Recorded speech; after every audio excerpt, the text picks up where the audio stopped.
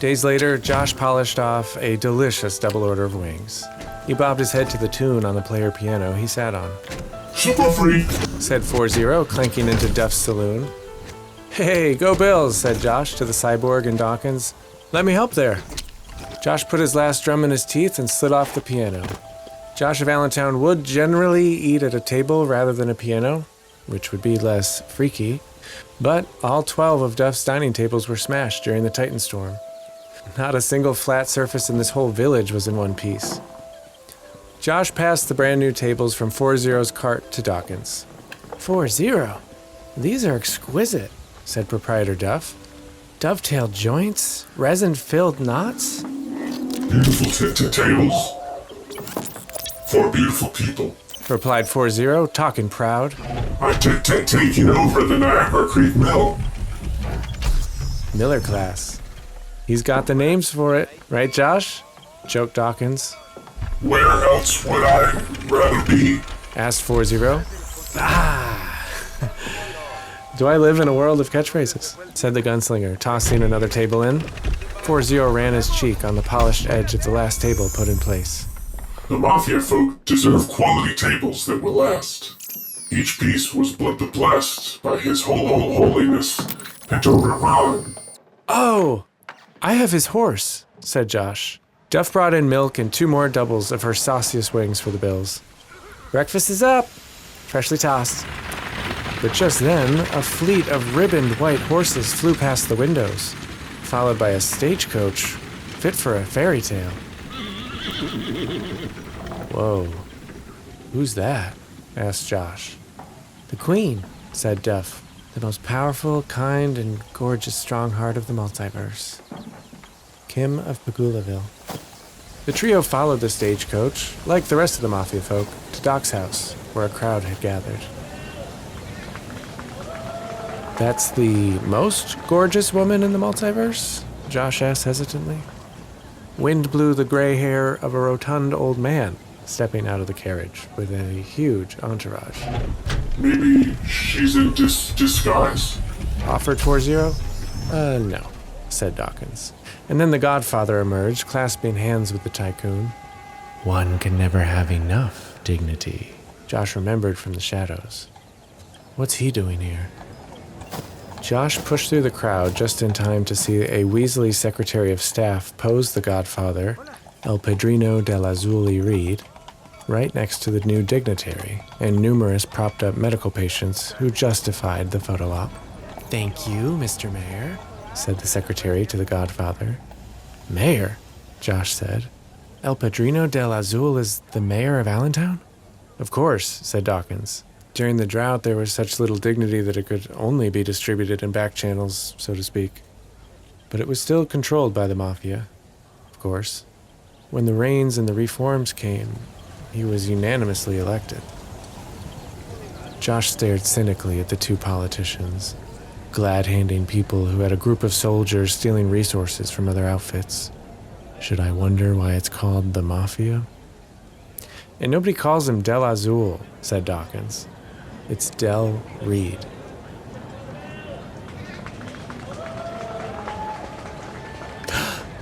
Lords, ladies, mayor, distinguished guests, and of course, wounded soldiers of the brave Bison Bills. May I present to you your living embodiment of benevolent ownership, Viceroy, Governor General, Marquis de Pegulaville. The sweating secretary began clapping vigorously. Doc Edmonds' house was never meant to hold this many patients, let alone all of these people. The generals and Doc applauded, standing right beside the Marquis in his top hat. A few Bills struggled out some claps. Tiny Bear Morris probably actually could have applauded, but pretended instead he couldn't control a strange, irritating bleeding sound. Utah Davis next to him couldn't hold in his laughter, but he had to. Boy, lot of pain. His innards or his mind? His elbow, sir, McDermott answered the Marquis. They are not standing in salute, grumbled the weasel to Lieutenant General McDermott. They're wounded, said the Irishman. Hello. Buongiorno, said the Marquis. Go Bills! Some patient shouted, not as a greeting, but as a correction. Very good. Go Bills, yes. And salutations too, all of you. The Marquis turned fully around to the crowd in the doorway that included Josh, Dawkins, and 4-0. Are you actually the queen in disguise? Asked someone behind them. See? Very, very valid. 4-0 applauded. No, afraid not.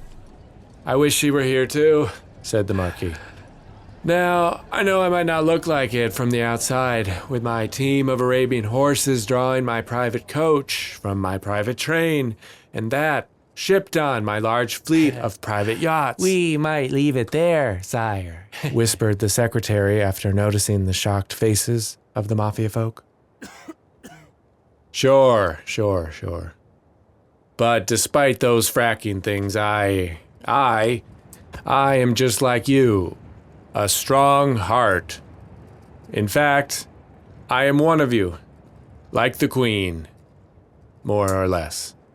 And today, I declare, in my whole realm, that these men and women in this hospital are the real heroes.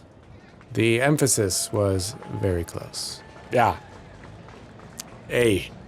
Josh, Dawkins, 4-0, and the Mafia folk did clap vigorously for their fallen brothers. But is our queen safe? Someone shouted with concern. The Marquis de Pegulaville was led by the elbow to various bedsides. Thank you for your service, son.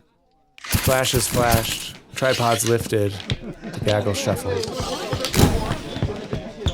And that shape there, is that a patient? Yes. Mr. Hyde is the other half of our bulletproof legal defense. It breaks my heart to report that the Titan wound will impact... Well, he may never leave this room. What? Said Josh at the same time as 4-0 and Dawkins. We have no idea what the long-term consequences may be in the future because of this. But for now, we've promoted a young clerk to fill in. Hamlin.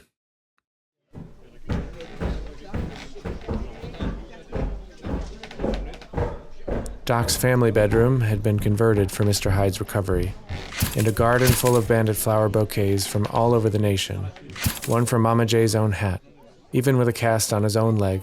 J.L.B. Poyer, Esquire, had climbed the stairs to sit beside his fallen brother, as somber as stone. Even in devastation, Poyer would cover his half of the room.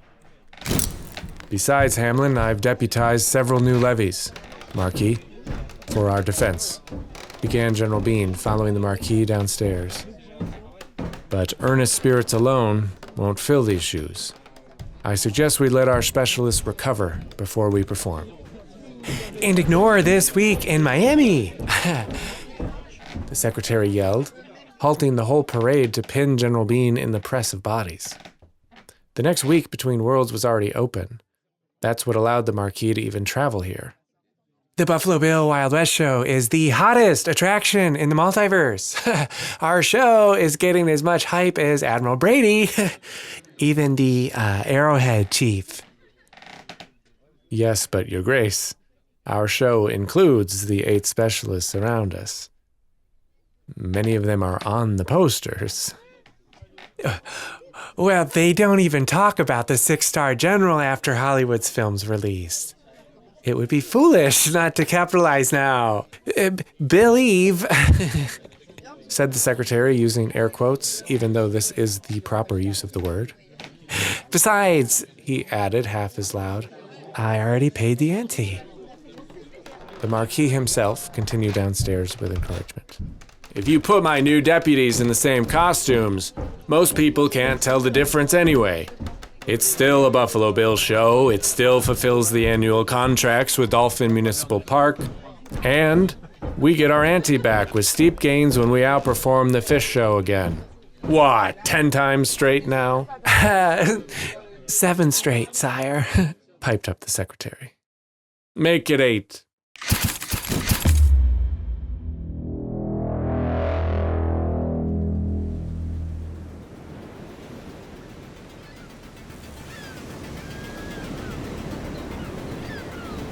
Miami, year 1984.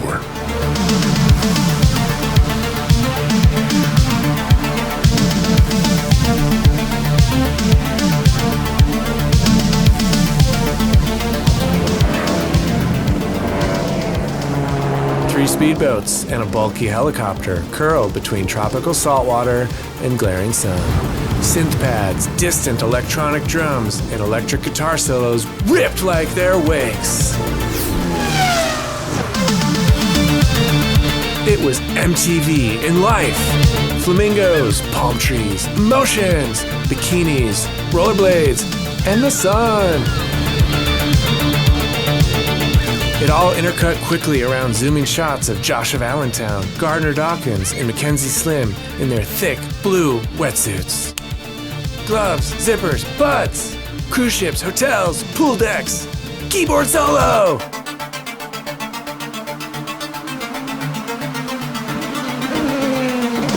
Then beach clubs, vice cops, and macaws, wedge-shaped sports cars, and bags of dignity. The images kept flashing fast to the music, and many repeated. The only Bill already wearing a huge pair of monolens sunglasses was Hollywood Diggs, hanging out of the helicopter. "I am back, Miami!" he cried toward the shoreline. Then he whipped to another angle, crash zoom on his face. "Can you dig it?" Josh vomited again.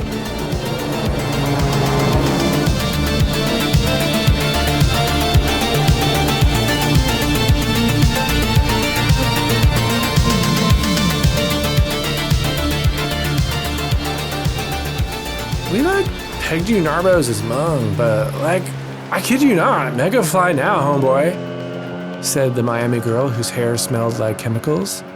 Josh didn't speak much of their language. Out of all that, he only understood that homeboy meant a homesteader's son. Mad cool, he replied. Diggs said you could say it after anything and it'd be totally satisfactory. From the shuttle boat, Josh looked out at the white skyscrapers. One after another, just stacks of basic rectangles. "See that, brother?" pointed Gardner Dawkins to a private island. "What, the palace or the ferry?" asked Josh. "Yeah, both. Only here they call the palace a mansion and a ship a yacht. That's where the Queen and the Viceroy Marquis live," shouted Dawkins over the speedboat in the new wave music montage. "Tennis, Rolls-Royce, Learjets, Miami." Yes, they were still in a montage. "No rules." "Whose? Ours?" "Oh yeah," said Dawkins, as two more helicopters headed for the yacht and house, larger than New Fort York. Why would he live on a private island in another realm if he's... There were just too many contradictions to list. Oh, a lot of viceroys and capitalists choose to live in the 1980s in Miami. Cops in Ferraris and Vector cars chased criminals in Corvettes and Buick GNXs over the bridge. Their boats sped beneath, and the drawbridge booth suddenly exploded into a huge orange fireball. But the swimsuit locals on the boat just made sexy eyebrows. Miami!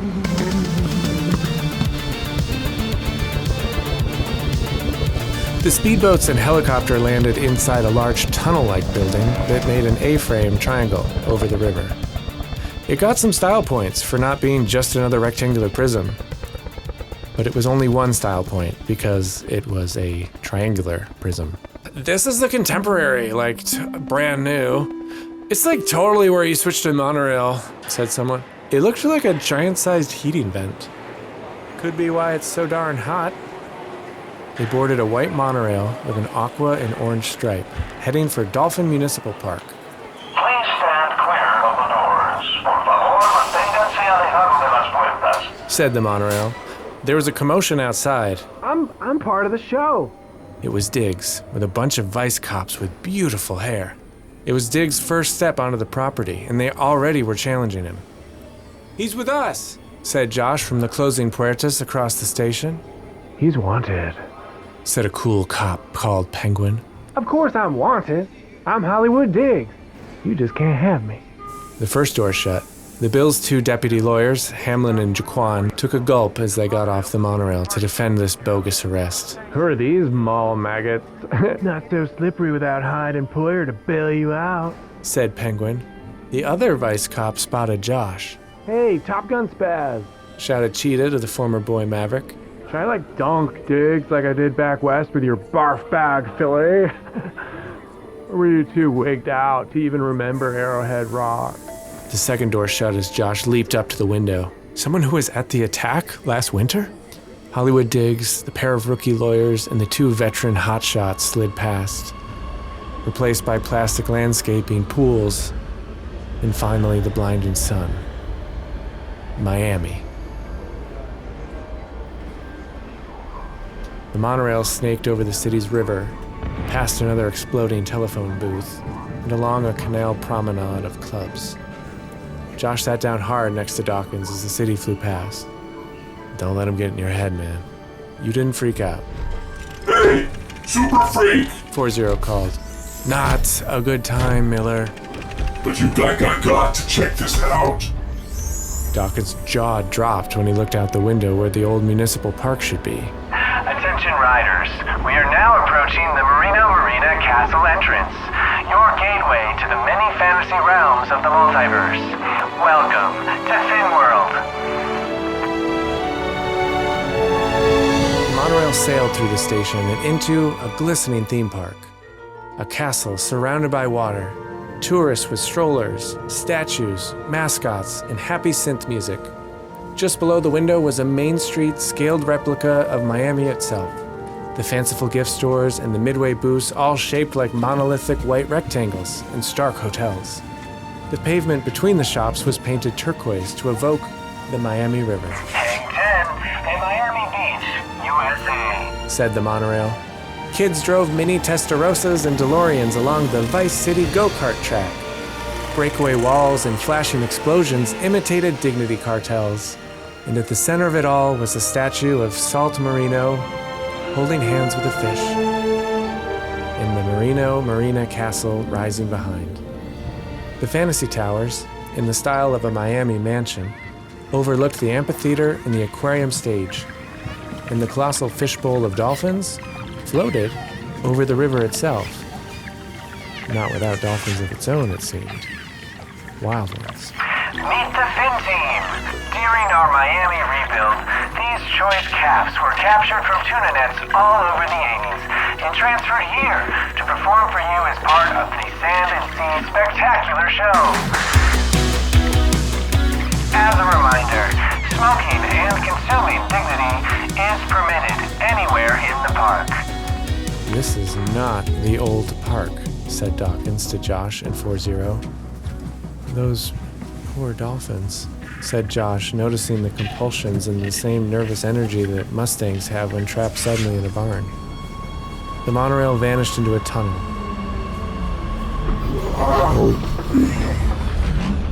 To those guests who've just joined us, mass up and eyes down at your pacifiers. It's Futureland. The monorail said, bending through a dark replica restaurant of Rodeo Mall with papier-mâché holograms of dancers, and then outside again, revealing the space elevator drop tower in Raider Plaza, leading to the radioactive Vegas Casino and Ride. As the monorail continued at rooftop level, Josh caught a glimpse of the heavy shadows of a gangster noir boulevard, the warriors of Middle Kingdom Garden, and finally, the coastal colonies. How can all these ages actually be connected by weakenings? Asked Josh. How can the shabby dolphin park be rebuilt into this? Asked Dawkins as they bumped over Imperial Square and the Raj cafeteria. For those kids just joining us, Miami Beach's reemergence and the new Fin World theme park are the end product of an inspired partnership between government and business. Dawkins nodded. He knew what that meant. What? Asked Josh. Dignity. Like the rest of this city. Beautiful exterior built on the good time dignity. Here, smugglers transform it into something that isn't even legal. Oh?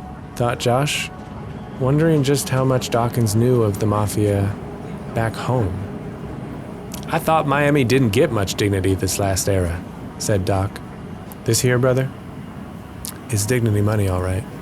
Just not theirs, said Dawkins. The immortal Admiral Brady has been laundering half the dignity of the multiverse through this realm's politicians, all the way up to their version of McDermott and the Queen.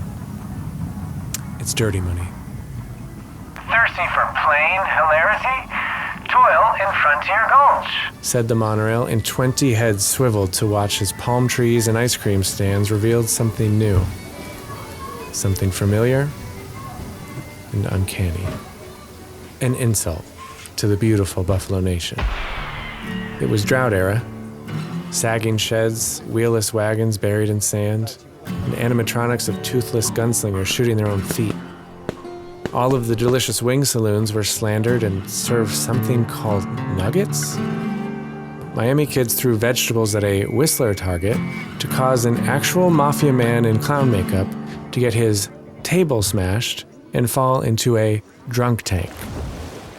Josh saw obnoxious teens in a stampede train twist through fiberglass scenery and shoot down as many bison targets as they could. Appalling. Josh's cheeks were red in anger as he shouted toward the front of the monorail. Where are we performing?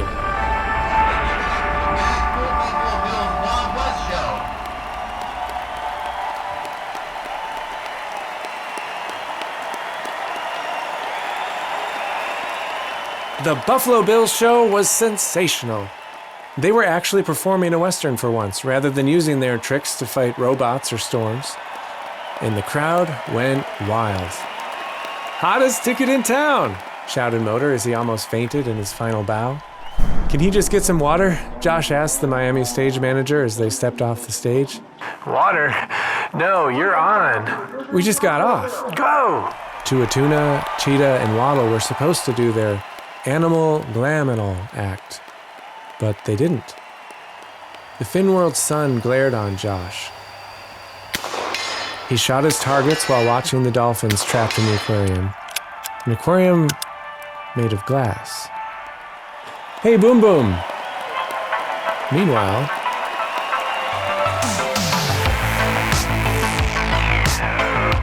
Tua tossed a fish to a tuna, and the crowd went wild. What? Josh protested. All he has to do is stand there for his act, and we have to do incredible trick shots and bull riding and acrobatics in the sun? It's the 80s. I guess being a rich, sexy man is enough.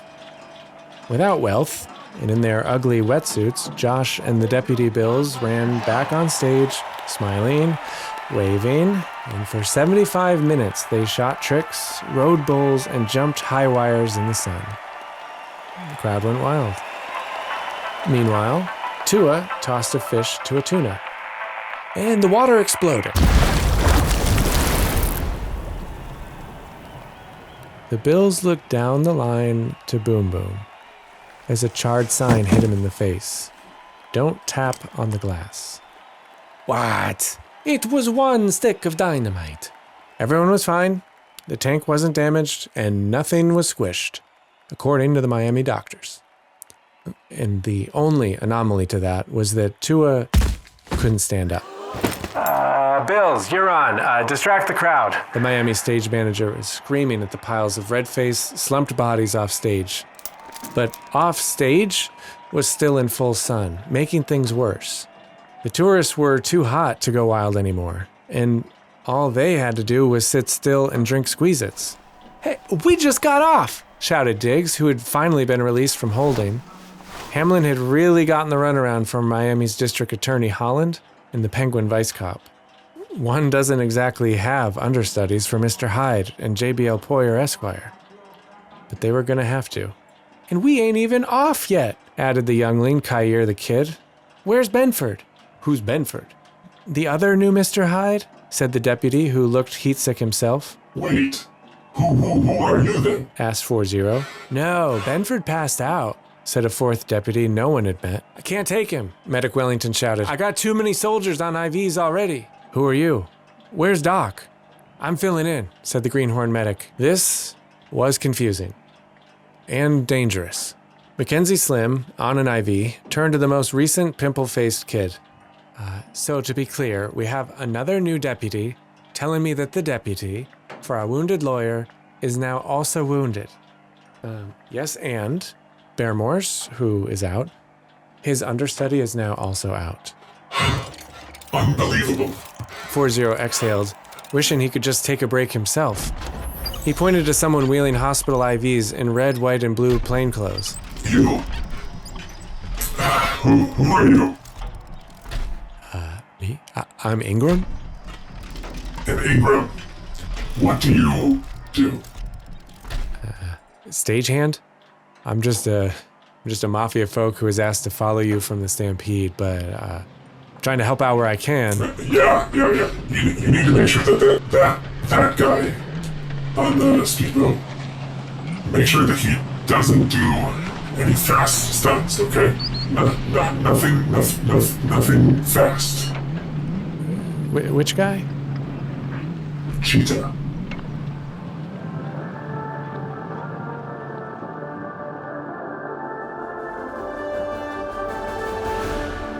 It was 110 degrees. So far, Josh and the Bills had performed 65 shows. Tua and his tubular tuna, 17. Bills, you're... We know, said Josh in his dripping blue wetsuit to the stage manager. We're always up. Josh watched the Vice Cops high-five at their 18th performance and strut to the Finworld air conditioning. They want us to perform. What? Asked Dawkins. Well, I'll tell you because I figured it out. So, it's interesting, Dawkins. You see, they want us to steal the show, as big as we can, no matter how good, because we are a stunt show. We have to do everything perfect through to the finale. But they are a comedy show, so they just need to wait for a punchline. And as long as we collapse before it's over, crowd laughs, big joke, even a chicken wing can choke a bill. And so the more we work, the more we slip. The more we slip, the funnier the joke. And it's all theirs. Josh thought, but he was way too tired to say anything. Let's try anyway, Josh said before performing 17 more shows straight. Good shots, good rides, good flips, weak applause. So, at the edge of the tank, Josh tossed a fish to Diggs. He was passed out before it hit him. Josh tossed the last fish to Slim. He missed the whole tank. It was over. Tua had to just stand on the stage and deliver the punchline that all the fans wanted to go wild for, give ovations for, rebuild an entire theme park for.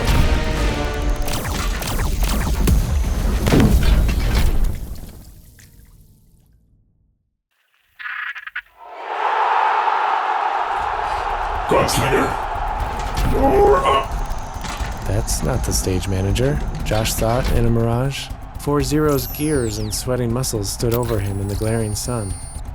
I ran at him with a concussion report. And I kid you not, tried to kick a 2-score safety bag of dignity into the butt of another vice cop. Definitely a mirage. There's no way that happened. But Josh jogged on stage to his 82nd performance introduction in the hot sun. He'd do the massive finale featuring every trick and specialist, the same one that they had botched at midday. Josh waved to the tourists, to the Marquis de Pegulaville, and the Ladies and gentlemen, boys and girls of Finworld, I am Dr. Allentown, and I give you the Buffalo Bill! Dawkins and Mackenzie Slim were the only ones behind him when he turned. Where is everyone? This is all we have left. Josh looked to the listless dolphins in the tank, animals who could be free to run wild like Philly once did. If only a buffalo cannon spectacular could shatter their cage once and for all. Super Freak played loud in the spectacular arena. Josh performed 8 more incredible shows with nothing and no one left. Diggs and Davis, both injured, both mirages, came from the sun, and together they managed to haul in not a buffalo but a human cannon that they stole from Drywater Stage in Frontier Gulch. Hey, meet Big Iron Bass! Shouted Davis before falling to the pavement. Bass! Hello! Shouted Josh. We have a fish of our own. Great to meet you! Said Bass from inside the mouth of the cannon. He'd been blasted into a big iron bell every day as a sideshow game for tourists to earn extra points in the Four Falls arcade. Gunslinger, light the fuse, and I'll squish their fish tank into oblivion. Josh looked. The fuse was across the stage. And worse, the entire Miami cast, furious, rushed onto the stage from all sides. Surrounded, Dawkins could hardly stand but threw desperate punches. Josh! Get out of here. Josh kicked a sexy cop in the teeth. He broke her nose with the heel of a trick rifle.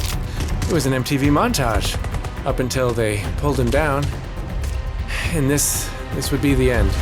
Again, as waves of choppy water flowed as fast as a cheetah toward the exposed fuse. The cheetah would win again. But Dawkins lifted Josh up with a scream. Their 90th performance. Josh wouldn't have to run. Slim had avoided detection. Josh slung Mackenzie the lighter, and Slim raced the crashing waves in pursuit of the cops. The crowd was on their feet. Mackenzie was thrown down by criminal cops, but he had made it to the fuse. He'd made it to Big Iron's cannon. There was less than 18 precious seconds before the waves smothered him and the fuse. The Miami Vice began cuffing his wrists. At 14 seconds, Mackenzie Slim called for help. At 13 seconds, Josh heard the cry and flash. He was in the winters of Kansas. No! And the injuries and injustice. Billy! A nightmare. At 9 seconds, Mackenzie Slim, with hands unfairly cuffed, used his body to divert as much water as he could from the fuse. At 3 seconds, Josh was there, somehow. Super Freak! And at 1 second, Josh felt his hand on the lighter himself. At 0 seconds, he struck it. Fire! That's us. He heard his childhood self whisper to Philly. Fire brought hope. At 0 seconds. A wave of aqua surf smothered him, and Slim, the fuse, everything around them. The crowd went wild at Finworld.